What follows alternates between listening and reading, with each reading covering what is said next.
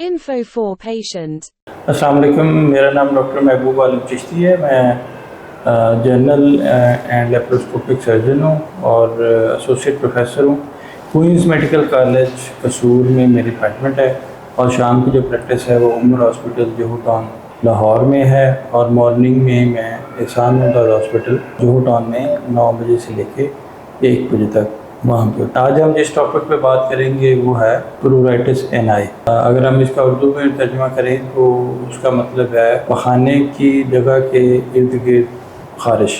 बहुत सारे लोग जो हैं वो इसको डिफ़ाइन नहीं कर पाते कि ये प्रॉब्लम क्या है और इसके लिए हमें किस डॉक्टर से मिलना चाहिए और इसका किस तरह इलाज करना है। सर, पखाने वाली जगह पे ख़ारिश होने की क्या वजूहात होती हैं?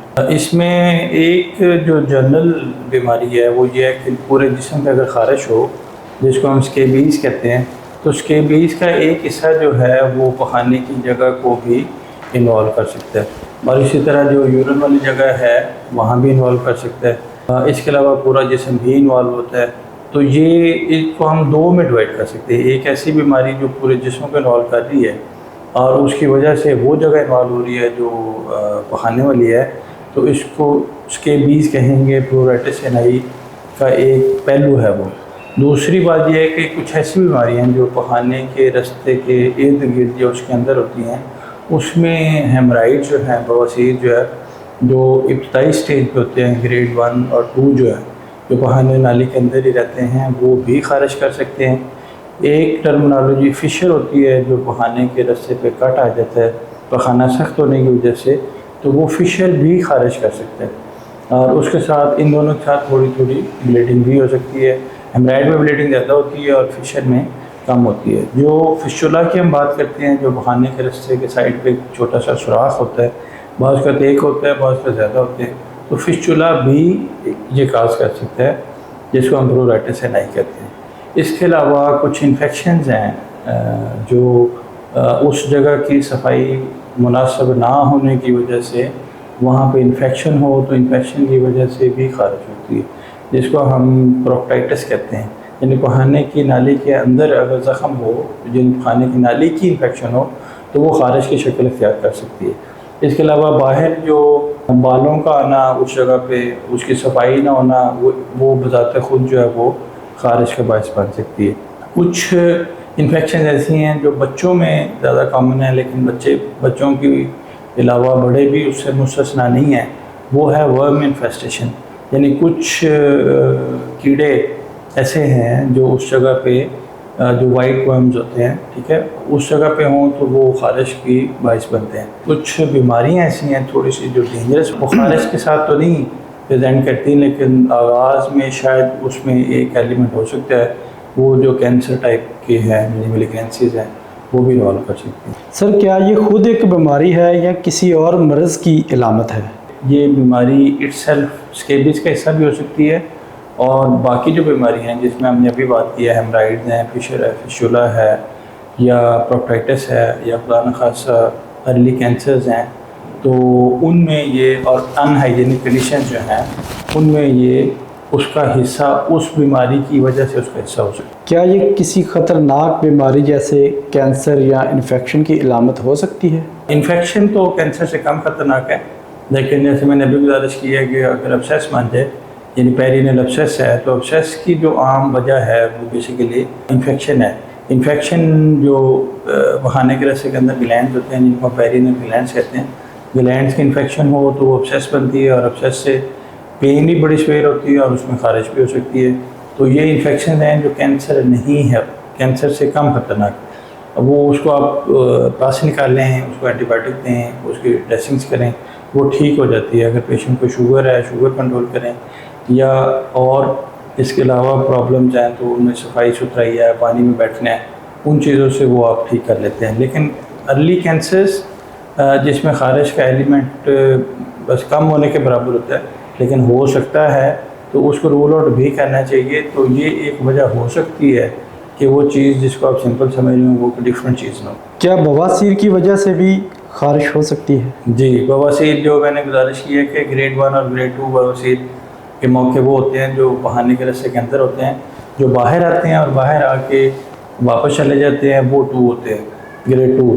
और जो हाथ से अंदर भेजना पड़े वो ग्रेड 3 होते हैं। और ग्रेड 4 जो है वो बाहर आके वापस अंदर नहीं जाते, इवन हाथ से भी नहीं जाते। तो ग्रेड 1 के जो हेमराइड्स हैं वो ज़्यादा काज करते हैं इचिंग।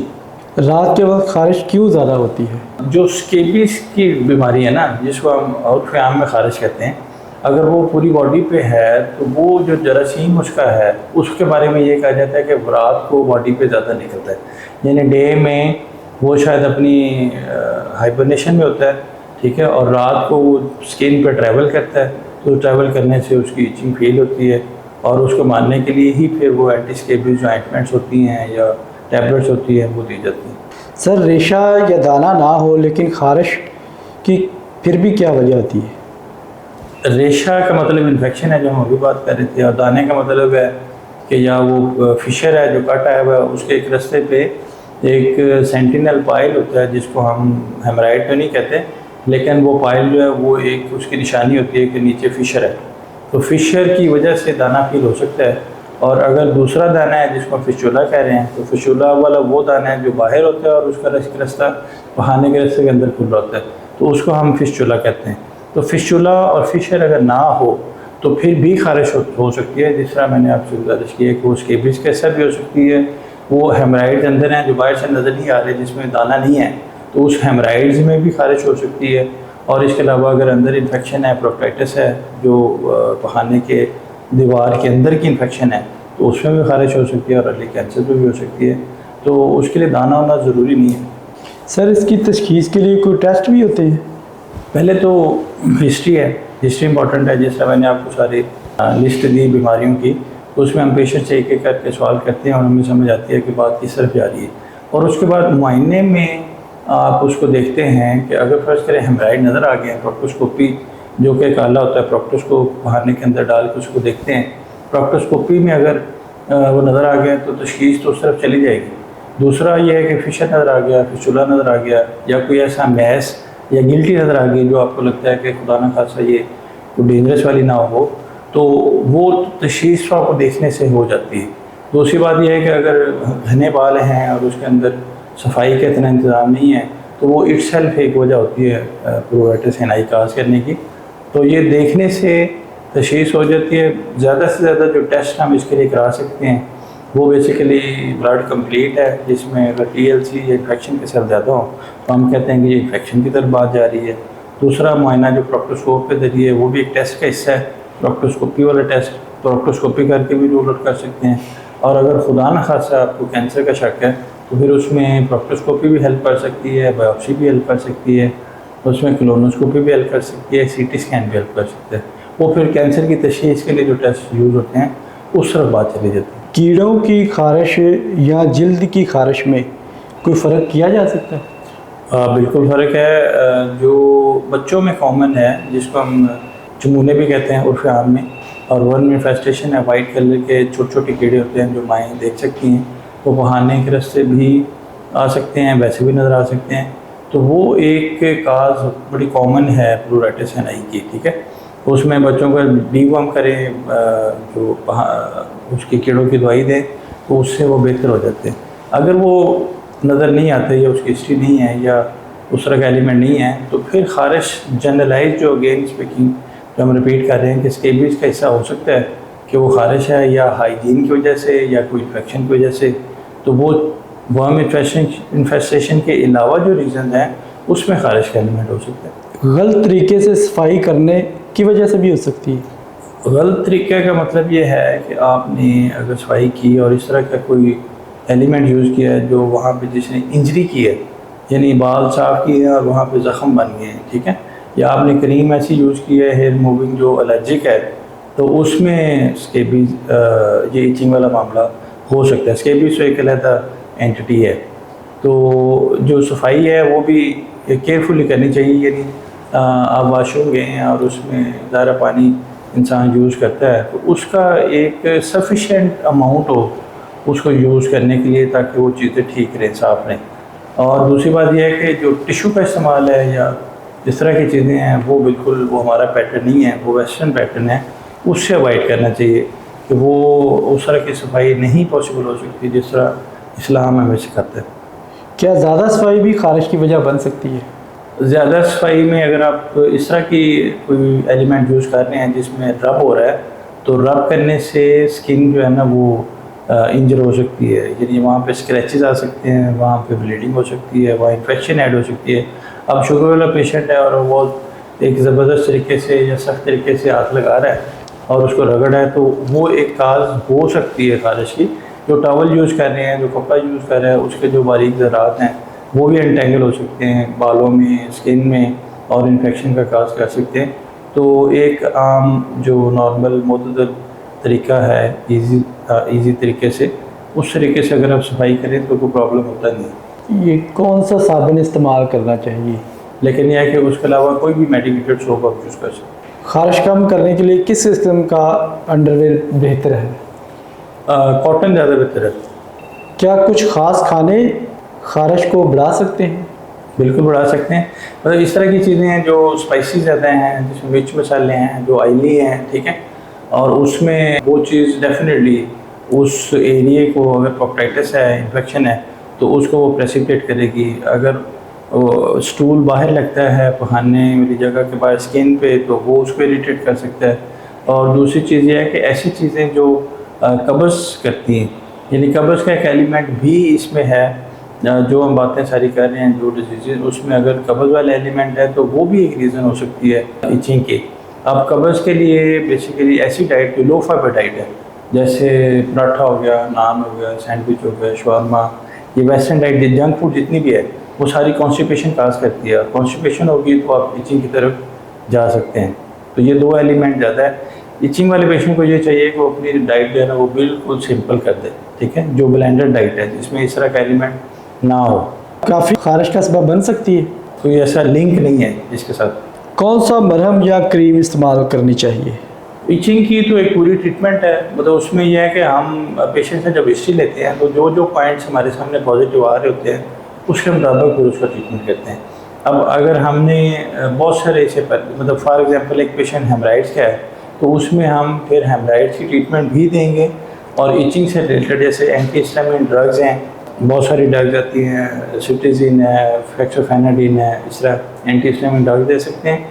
और जो स्टीरॉयड क्रीम्स है लाइक बेटनोवेट या डर्मोवेट, उनको हम यूज़ कर सकते हैं। तो वो क्रीम्स बेसिकली उसका मकसद ये होता है कि वो एंटी एलर्जिक भी हों, वो वहाँ पे थोड़ा सा सूदनिंग इफेक्ट भी दें, और वहाँ से थोड़ा सा जो सुन करने वाला है वो उस तरह का इफेक्ट भी हो, और वो साथ एंटीबायोटिक भी हो। तो हम बेसिकली यूज़ कम्बिनेशन में करते हैं, जिस तरह बेटनोवेट है, पोलीफेक्स है, और लिग्नो के जेल है। तो वो डिपेंडिंग ऑन डिज़ीज़ वो एक कम्बिनेशन बनाया जाता है जिसमें क्रीम्स भी शामिल हैं, जिसमें एंटी हिस्टामिन टैबलेट्स भी हैं। और अगर तो वो जो पर्टिकुलर डिज़ीज़ को अपने एड्रेस करना है, तो हेमराइड्स के लिए जो ट्रीटमेंट है, जो फिशर की ट्रीटमेंट है, फिशर की ट्रीटमेंट में GTN और ज़ाइलोकेन हेमराइडल जेल है, पानी में बैठना है, सफाई रखनी है, वो सारे एलिमेंट फिर मिक्स हो जाते हैं, और एक कम्बिनेशन ऑफ ट्रीटमेंट जो है वो पेशेंट को एडवाइस करना पड़ता है, जिससे वो काफ़ी बेहतर हो जाए। क्या कोई घरेलू इलाज मौजूद है जो फ़ायदा दे? घरेलू इलाज में आप इस तरह का इलाज कर सकते हैं कि अगर कॉन्स्टिपेशन है, और ये जो मेडिसिन जैसे हम लूफोलाइक वगैरह यूज़ करते हैं, सेकाइलेक्स ड्रॉप्स हैं, या कैस्टर ऑयल है, तो ये जो कैस्टर ऑयल, लोगने बादाम, देसी घी, नीम गर्म दूध, इसबगोल हस्क, ये चीज़ें सारी ये घरेलू टोटके ही में आती हैं। मकसद ये है कि आपने जैसे ही कॉन्स्टिपेशन की ट्रीटमेंट के लिए ये चीज़ें यूज़ करनी है, तो कॉन्स्टिपेशन की ट्रीटमेंट जो है वो हर बीमारी का हिस्सा है। फॉर एग्ज़ाम्पल हेमराइड्स के पेशेंट की जो काज है वो भी कॉन्स्टिपेशन है, फिशर की जो काज है वो भी कॉन्स्टिपेशन है, फिशोला की जो सबसे कॉमन प्रेसिपिटेटिंग फैक्टर है वो भी कॉन्स्टिपेशन है। Even constipation can lead to infections as well, और constipation can lead to cancer as well. तो ये सबसे जो बेसिक जड़ है चीज़ की वो कॉन्स्टिपेशन है। तो इसमें जो जितने भी घरेलू टोटके ऐसे यूज़ हो सकते हैं जो इसको ठीक रखें। हम इसको डिफ़ाइन कैसे करते हैं? कॉन्स्टिपेशन जो है वो यानी स्टूल डेली पास होना चाहिए। नंबर 2 उसकी कंसिस्टेंसी सॉफ्ट होनी चाहिए, वो हार्ड ना हो। और नंबर 3 ये है कि वो जो भी पेशेंट है वो उसकी सेटिस्फेक्शन हो। तो जहाँ पे 3 क्राइटेरिया पूरा होते हैं वहाँ पे वो ट्रीटमेंट इसका मतलब है इफ़ेक्टिव रहेगा। तो इसके लिए कोई भी टोटका जो है वो यूज़ किया जा सकता है, मेडिसिन के साथ घरेलू टोटका जो। ये खारिश कितने दिन में ठीक हो जाती है? जो एवरेज टाइम है 1 to 2 वीक्स है, लेकिन डिपेंड्स ऑन के ट्रीटमेंट आप किसके लिए कर रहे हैं। फिशर वाले लोग जो हैं वो 1 हफ्ते में भी ठीक हो जाते हैं, वो 2, 3, 4 हफ्ते भी लग जाते हैं, 4 to 6 वीक्स भी। ये वेराई करता है काफ़ी सारे मामलात में। और अगर पेशेंट की कंप्लायंस नहीं है, जिस तरह हम एडवाइस करते हैं कि जी आपने पहले ये करना है, एक सीक्वेंस है, सीक्वेंस ऑफ ट्रीटमेंट है, तो उस कंप्लायंस के ना होने से आपकी जो ट्रीटमेंट है वो लंबी हो जाती है और जो टाइम है रिकवरी का वो भी लंबा हो जाता है। अब अगर एक पेशेंट को सफाई करने में प्रॉब्लम है या उसकी कुछ इश्यूज़ हैं जो भी सोशल हैं, या तो उसमें भी वो प्रॉब्लम जो है वो बढ़ सकता है और ट्रीटमेंट आपकी लंबी हो जाती है। इलाज के बावजूद ये बार बार क्यों हो जाती है? कि अगर फर्ज करें हम कहते हैं कि ये वर्म इन्फेस्टेशन है और अपने ट्रीटमेंट कर दिया और जो हाइजीन कंडीशन है वो ठीक नहीं की पेशेंट ने, ठीक है, यानी उसमें अपनी सफाई है, फिर आप वाशरूम जाते हैं, उसमें पानी यूज़ करते हैं, उसको अच्छी तरह धोते हैं, जो डिजीज़ हम डिस्कस कर रहे हैं बार बार, उनकी ट्रीटमेंट के लिए भी चीज़ें जो चल रही होती हैं, तो अगर वो प्रॉपर नहीं कर रहा पेशेंट तो वो इतना 100% रिकवरी नहीं हो सकती और वो बार बार तेज़ तकलीफ से वो आएंगे। और दूसरा एलिमेंट जो इसमें सानवी चीज़ है मुझे याद आई, वो ये है कि जो बेड रिडन पेशेंट्स हैं, बेड रिडन पेशेंट्स में ये प्लूराइटिस बहुत कॉमन है, बहुत सारी कालें आती हैं पेशेंट्स की, तो उसमें भी यही सारे एलिमेंट्स हैं। और अगर आप बाकी चीज़ें निकाल दें जिसमें हेमराइड्स हैं या फिशर है, फिस्टुला है, सिंपल हाइजीन है और कॉन्स्टिपेशन है, तो अगर 2 चीज़ों को आप ठीक रखेंगे इन पेशेंट्स में तो काफ़ी सारी जो इसमें सिम्टम्स हैं जो प्लूराइटिस से रिलेटेड है वो ठीक रहती हैं। ज़हनी दबाव से भी खारिश बढ़ सकती है? ज़हनी दबाव का तो वैसे इससे तल्लुक़ नहीं है, लेकिन अगर वो बाकी कोई डिज़ीज़ है, आप ये समझ सकते हैं कि जो एंजाइटी है या डिप्रेशन है या प्रेशर है, वो और बहुत सारी चीज़ों को काज कर सकता है, लाइक जैसे कॉन्स्टिपेशन है, ठीक है, हेमराइड्स हैं, इस तरह की चीज़ें, तो उसका हिस्सा हो सकता है प्लूराइटिस। खारिश के मरीज़ों के लिए आपका पैगाम क्या है? उसको पहले डायग्नोज खुद कोशिश करें इसको तशख़ीस करने की कि इसकी वजह क्या है, और जो खारिश का प्रॉपर डॉक्टर है वो सर्जन है, जनरल सर्जन। प्लूराइटिस एनाई जो है वो सर्जरी का हिस्सा है और इसमें जितनी बीमारियाँ आपको मैंने बताई हैं इसमें मेडिकल काज शायद शुगर वाले पेशेंट की वजह से हो सकता है या वर्म इन्फेस्टेशन है वो हो सकती है, बाकी जितनी भी काजेज़ हैं वो ज़्यादा सर्जिकल रिलेटेड हैं। तो प्रॉब्लम शुरू होने से के साथ ही कोशिश करें कि आप कंसल्टेंट सर्जन को मिलें और उसको प्रॉपर ट्रीटमेंट करें। Thank you sir. वेलकम।